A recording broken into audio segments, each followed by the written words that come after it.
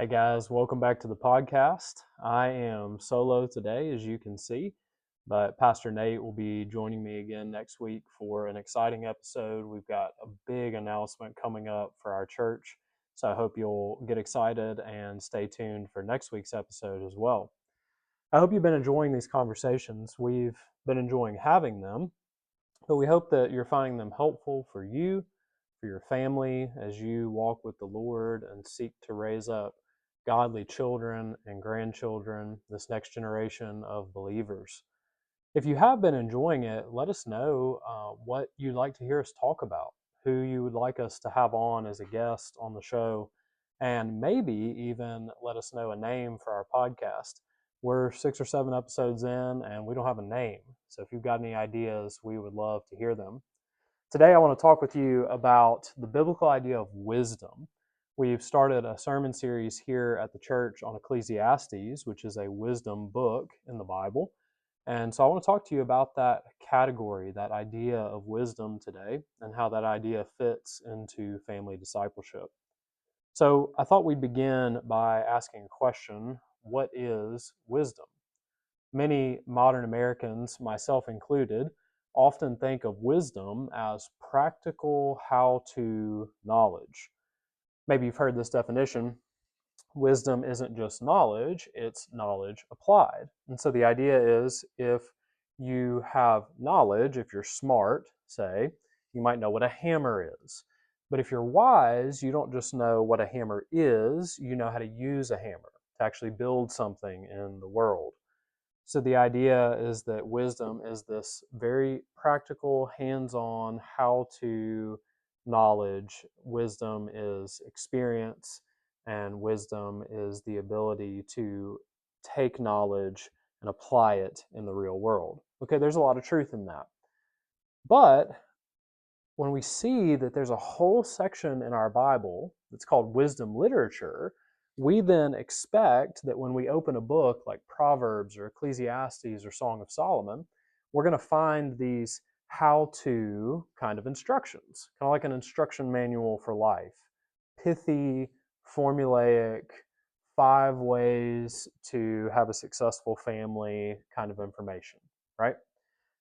But then we open a book like Ecclesiastes, and here are the first words we read: Vanity of vanities, says the preacher. Vanity of vanities, all is vanity. And we scratch our heads and we think, that's not what I expected. Vanity of vanities does not tell me 5 ways to disciple my children. It doesn't give me instruction in the way I might expect when I think about wisdom. Consider the book of Job, another biblical wisdom book, where in the first chapter we meet a man named Job who is godly, who is wise, who walks in the ways of the Lord and is blameless. And so he's wealthy, he's got a big family, a wife, and children. But then it's horrible. Halfway through the chapter, at the request of Satan, God allows Job to lose his health, his children, all his possessions. And we think, this is not a book that teaches me 3 ways to suffer well. It's just a horrible story of a man who lost everything. Where's the wisdom in this? So if the Bible isn't teaching us wisdom in the way we expect, what exactly is biblical wisdom literature doing? What's the point? Well, Jeffrey Myers, who wrote this book, it's called A Table in the Mist, it's a book about Ecclesiastes, he says that biblical wisdom literature is written by kings for kings. And in a very strict literal sense, Myers is correct. We know that many of the biblical wisdom books were written by a king. So David wrote most of the Psalms. Solomon wrote Ecclesiastes, Song of Solomon, Proverbs. And they wrote them, by and large, for the next king. And that day, the next king would probably be their son, someone in their own house, someone in their own family. And so we see that these books were intended, they were written to pass this idea of wisdom on from one generation to the next, from father to son, from king to king. But these books were designed, yes, to teach a man how to live in God's world according to God's ways and how to rule in God's world in accordance with God's design. But here's the key: this wisdom is not packaged in the way that we might expect, right? We never read in any of the biblical wisdom books 5 keys to rule the kingdom well, even though they're being written from king to king. We never read 6 tips for a successful marriage. We never find 3 ways to suffer well. Instead, what biblical wisdom does is it presents us with the sometimes brutally honest truths about life in God's world. And the ruler in training is left to prayerfully put the pieces, put those truths together. I think my favorite example of this is the book of Job. Okay, in Job, we read for 30 some odd chapters about a man who suffered in a way that you and I almost certainly never will. He lost his health, his wealth, his family, his friends are horrible to him. There's so much suffering. And yet at the end of the book of Job, we do not find Job telling us or God telling us, here's how you suffer well. In fact, we don't even learn why, at least Job doesn't, learn why he suffered. God doesn't tell you. Biblical wisdom is not this ascendancy where we learn how God's world works and why things happen the way they do. No, instead, at the end of the book of Job, the wisdom that that book teaches us about suffering is that you don't get to know why you suffer in this life. That there is an answer, but very often you will never know it. And so the wisdom of Job is, don't add to your suffering by wondering why you suffer. Instead, trust the Lord with that suffering and try to live well in the midst of it. Try to honor God in the midst of it. It's a very strange, very different take on wisdom than what we're used to in the world today. And so, the man or woman who would live well, who would rule wisely in this world, has to do more than just look for the Bible's equivalent of a self-help bestseller. It's got pithy maxims and short ideas that you or I might be able to put as the background on our phone or write on a sticky note on the mirror. So how does this idea of biblical wisdom fit into family discipleship? Well, as I mentioned a minute ago, biblical wisdom has always had an eye to family discipleship.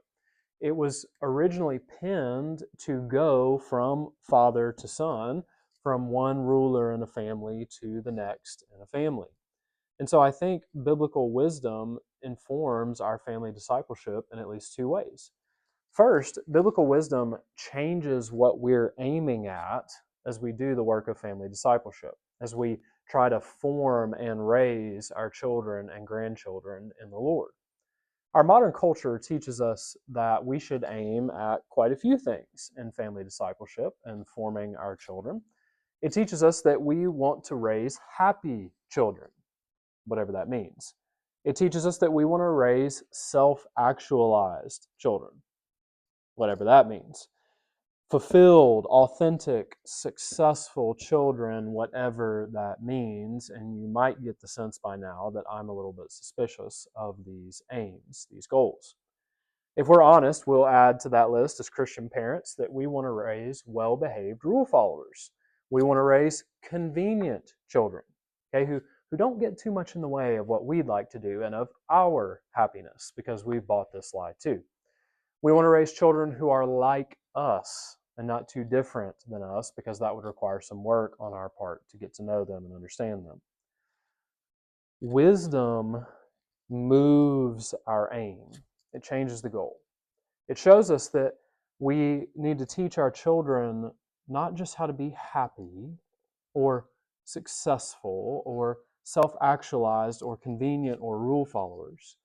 We actually need to teach them about the world the way it is, the way God has set it up and designed it, both the good and beautiful but also the bad, the ugly, the sad, and the wicked. We don't teach them by giving them maxims, by giving them pithy sayings, by giving them this list of rules to follow, although there is a place for that. But instead, biblical wisdom teaches us to walk with our children through the chaos and the madness and the sometimes meaningless parts of life.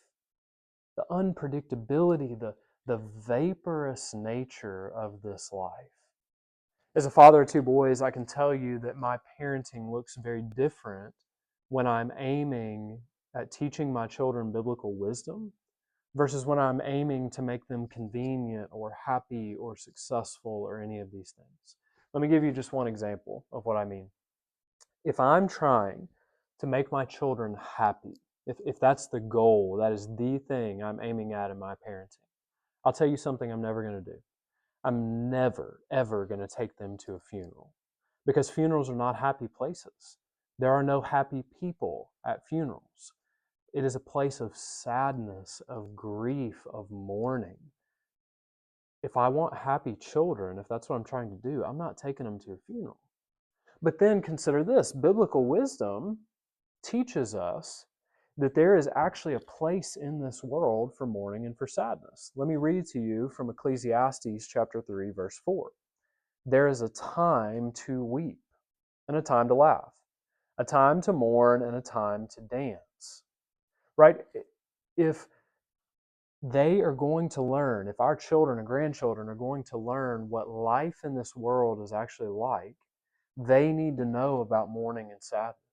They need to know how to interact with sad people, how to grieve with those who grieve and weep with those who weep. They need to know what to do with sadness and grief when it comes in their own life. They need to know how to deal with loss and with pain. And so, if I want to raise wise children, if that's my aim, not happy children necessarily, but wise children, then yes, they're going to go to funerals with me.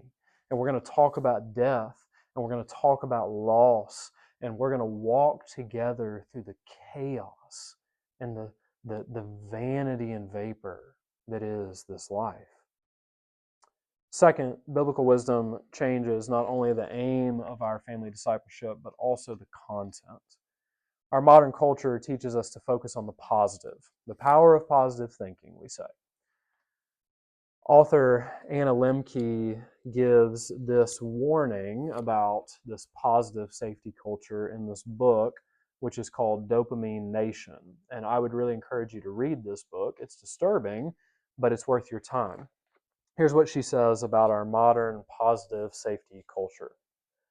I worry that we have both over-sanitized and over-pathologized childhood, raising our children in the equivalent of a padded cell with no way to injure themselves, but also no way to ready themselves for the world, right? This focus on the positive, on safety that our modern culture has developed means that we will not give them much of what the Bible calls wisdom. We won't teach them about loss.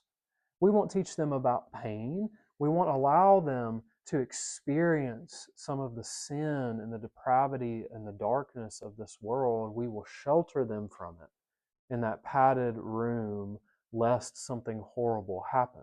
The Bible's view is very different.